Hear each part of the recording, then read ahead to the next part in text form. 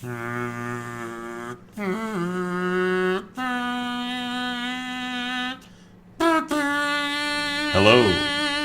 Hello, world? Hello? I'm Asa, and I've emerged from my video gaming binge in order to... Hey Asa, do you have any plan of uploading any of your gameplay to your YouTube? I mean, what I really want to see right now is someone knowledge gabble in this game to play the new hero campaign once.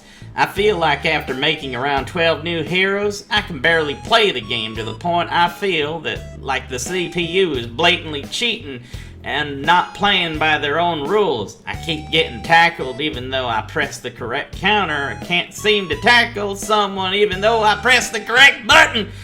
The enemy just seems to be able to fill their special shot bar in literally 1 second and automatically score against my full spirit Genzo from midfield. I see a lot of PvP matches on YouTube, and it's cool and all, but I really want to see how to properly play the new hero versus CPU campaign, and who better to watch than my childhood YouTuber? Oh, don't worry, I already tried to convince him to upload YouTube vids. Well, I guess I know a thing or two about Captain Tsubasa, Rise of the New Champions. I oughta. In just 2 months of existence, it's already become my 4th most played Steam game of all time at 395 hours, and growing.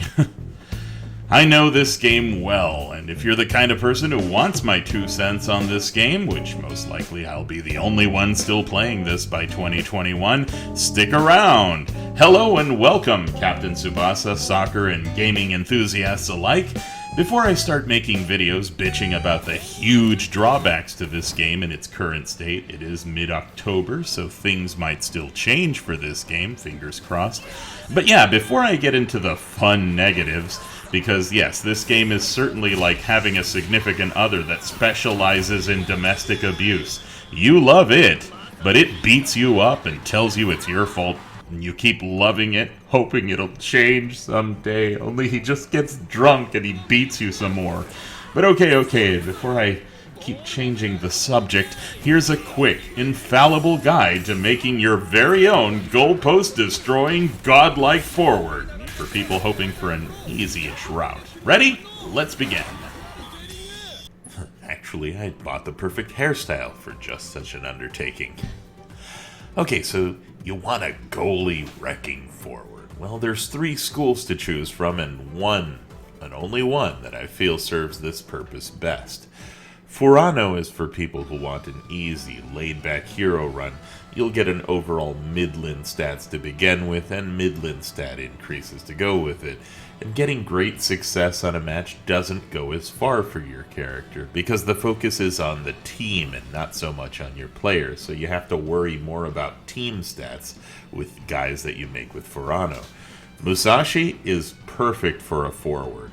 You can be as thirsty and selfish as you like with no penalties whatsoever, and as long as you keep getting above S rank in whatever action it asks you for at random, you'll reap huge bonuses every 2 matches on average.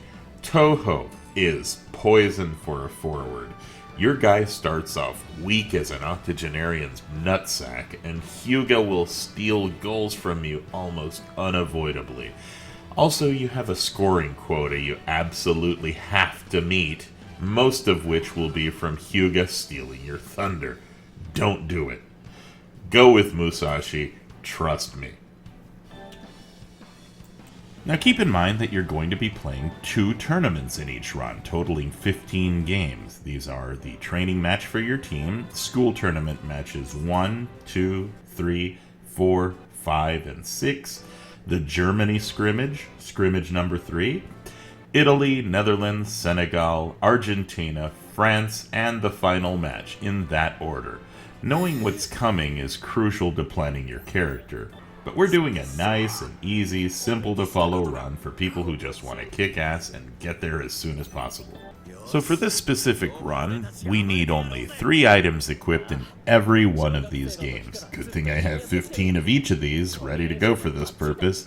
So these items are Cherished Scorebook, which gives you 1 letter higher rank on every action, which is meant to buy you time and make it so you only have to score 3 to 4 goals instead of the full 6 for a full triple S rank. Detailed Scorebook, which gives you more ability points for every S rank you get. Fierce Headband, which gives you more ability points in general. Do not worry about friendship items, you'll still get the moves you want. Now, for those of you interested in the full process, I will upload each match in this run into a playlist with a commentary so you can appreciate in full detail everything that went into this specific character's growth. Because otherwise this video will get real long. I mean, like, at least over an hour long. So just look for Robbie Rot... Damn, I hate the 10 character limit. R-Rotten? That seems like you're missing part of the name. Okay, look out, world. It's time for Rob Rotten to destroy you. The video playlist will be called Rob Rotten's Journey. Just look for it coming soon, like Tebatu Sasula. Okay, so Robbie Rotten has some weird proportions, so we're going with a giant frame, big head, and long sleeves, which is pretty much what he wears. For the face, gotta go with Jaw 71. It's picture perfect. And we bought the perfect hairstyle for this purpose. So far, so good. The eyes, we gotta go deep and sinister looking. Pro tip, any character you make, if you want to make them cross-eyed, just make the pupils large and make the eyes as far apart as possible. Not that we want to do that here specifically. So we're slowly making him more and more Robbie Rotten-like. Eyebrows here. Any of these will do. They almost all slant the same way. Any thick eyebrow would work, but I also want enough slant to give him that trademark Robbie Rotten look. The nose has to be round and noticeable, so nose 45 will do the trick. We'll lower it closer to the mouth and make it as big as possible. Cleats, doesn't matter. For the voice, it was a toss-up. I could make him really arrogant and high-pitched sounding with voice 5, but that's not really him, is it? Voice 15 is a little too deep, ultimately, so I went with voice 14. Now, there's a good reason to select the voice carefully, because there's a surprise for people in store who... specifically for people who do well in their run at the very end of the game. 今日まで自分たちはチームのみんなで考えて話し合いお互いを高め合って強くなってきました。今日の相手ドイツはそのきっかけを与えてくれたチーム。自分たちの成長を見せつけてやりましょう。 So voila! Robbie Rotten is ready to be number 1. Okay, so aside from playing well enough to get the best stats, this here is the most important aspect of the game, and the one thing that gives it replayability. Lots of replayability, if you ask me. Selecting your 5 friends in order to steal their abilities, it's crucial if you want to get the exact specific skills you need to destroy souls. Forwards come in 2 main flavors, technique guys and power guys. Tech guys right now have 1 main advantage and 1 main disadvantage as of October 18th, 2020. Tech guys are capable of scoring any time, just as long as you find that specific sweet spot on the field to shoot from. This is cheap as shit. But they aren't necessarily reliable scorers. They can bypass a goalie's strength, but sometimes it's really frustrating to position your character exactly in the spot where you can make that happen. Tech guys have a much more limited array of shots right now to choose from, sadly. So for you, the guy who just wants to destroy everything in front of you and you just want to go full Monkey D. Luffy and just wreck house, there's the second and possibly more attractive and, if you ask me, easier to play option. The power forward. You ignore putting points in tech, you're going to focus solely on 2 stats. Power in order for your destructive shot power, and offense in order to increase the likelihood of scoring on an attack. So you want to choose friends that will give you the specific skills that complement power. This means Hyuga. You want Tiger Shot as soon as you can get it, and that'll be your only shot until the international tournament.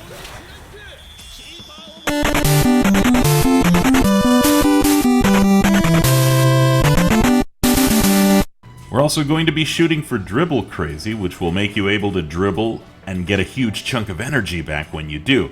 This skill is something you can steal from Taki, or actually, better yet, Sano, because he synergizes well with Jito, his fellow Hirado teammate. You're going to want to get a few skills from Jito as well, so we might as well pick those two together. Next up, you're going to want two specific skills that Tsubasa himself owns. These are Born to Dribble and Ball is My Friend. They'll make you fast and durable. For the last slot, I suggest Sorimachi so you can get Power Shooter early on. This is a nice basic setup that'll get you nicely started on your path to... Alright, Misugi, hold out your woman-slapping hand for me. Let's go! Oh yeah, I guess I didn't tell you. If you're not a Captain Tsubasa fan, you'll know that the disadvantage to playing a Musashi route is that your captain has been slapping Yayoi around since the 1980s. And as of 2018, he's still slapping her. Dude! I mean, just look how scared she is in this here scene. That face has seen some shit. This scene has restraining order written all over it. Call 911 already! What are these two doing together still?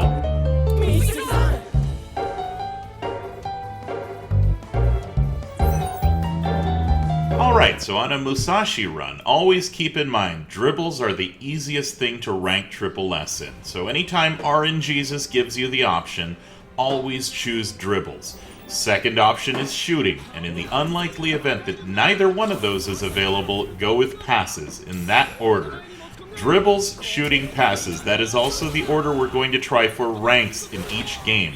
The method I'm going to show you today is going to make it so that you only have to score 3 or 4 in each match in order to get Triple S ranking.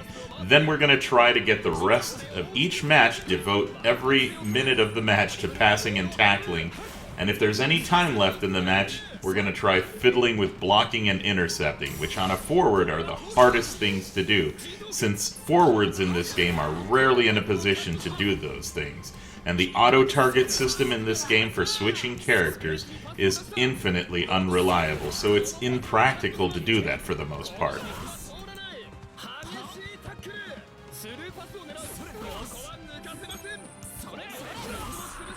So now that you know which items you need for each match, and how we're planning to play each match, let's go over possible bumps in the road, match by match, as quickly as possible. So the training match is really, really hard to Triple S, even with Cherish Scorebook equipped. The reason being is that your default speed shot really, really sucks. It sucks so hard that it should have its own OnlyFans page. And your stats suck right along with it, so scoring 3 can be sometimes a bit of a chore, especially if you get tripped up. If you manage to just Triple S in shots in this match, that's fine. Power is the only stat we really want to influence the most, and shot rank affects that particular stat. So in this run, I double S'd the match overall, but I triple S'd in shots, which is common, and proof that you can still have a godlike character even when you're not playing at your best. First school match, easy enough, because unlike the training match, this time you have a whole 2 halves to work with, and if you score 3 in the first half, you can devote the second half to building your dribble, which affects speed, and your pass, which affects tech. If you triple S each match with the items I advised, you'll sometimes get up to 2 whole point increases per stat. So try your best to get those S's like you're a snake with Tourette syndrome. Second school match, because you're not using friendship items, this can get tricky since there's a noticeable difficulty spike in this match, and you most likely will not have Tiger Shot here. In fact, it may very well be impossible to get Tiger Shot in the third match without burning friendship items in a Musashi run. Not that it matters, you just need to get really good with opportunistically getting those shots on that goalie. I need you to put enough speed shots past his nose to put Tuco Salamanca to shame. Third match, if you have Tiger Shot, you have it easy. Without Tiger Shot, just play the same way you did the second match. Try hard to focus on triple S'ing that shot rank. Always be getting that shot rank up. 4th and 5th school matches, by now you have Tiger Shot and maybe even Dribble Crazy and Board to Dribble.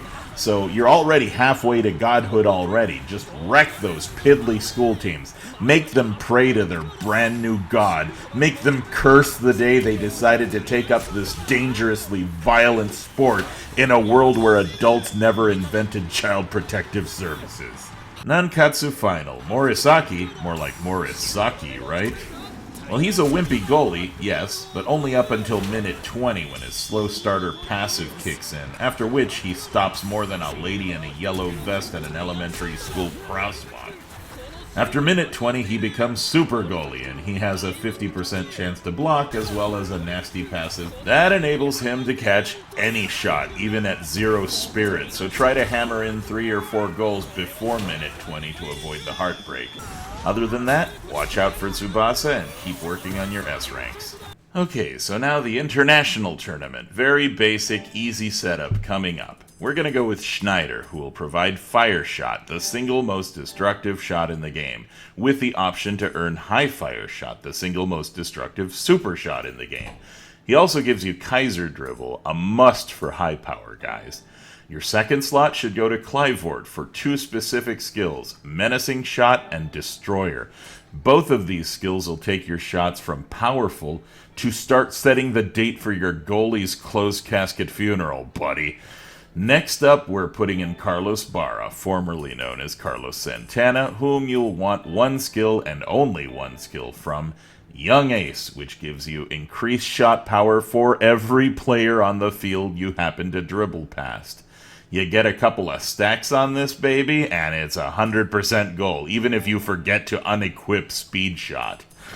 The last 2 slots, well, you can pretty much do whatever you want with them, since you already have Dribble Crazy and Born to Dribble by now, and you can earn extra ability points by triggering, say, the special scenes with Keizinho and Wakashimazu, Morisaki and Hernandez, or Robson and Takasugi, to set a couple of examples, all of which net you 100 ability points as long as you get both of them to S rank in Friendship before the final. Alberto, you can pair him up with Carlos for their dual shot if you choose to take Brazil to the final, that is. Basically, there's lots of options here. I mean, you can put in Tsubasa and Hyuga and earn one of their super shots and a chance to win their dual shot for your character. The possibilities are endless. For this playthrough, however, I want Rusiano for his risky style skill, which increases your stats immensely in exchange for increasing your tackle costs. Finally, I'm going to put in Diaz so that I can attempt to gain his somersault kick, which is goddamn breathtaking to watch. Also, I'm partial to Argentines for obvious reasons. But, yeah, your god really only needs Schneider, Clivort, and Carlos plus 2 of your choosing. So let's move on to the second half of the game. The Germany scrimmage is evil.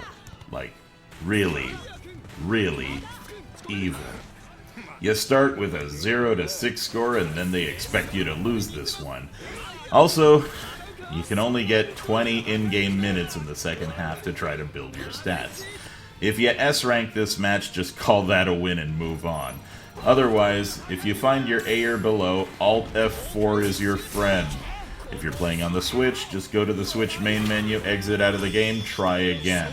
Because in all of these matches, you want the 50-point bonus for beating the matches on the first try.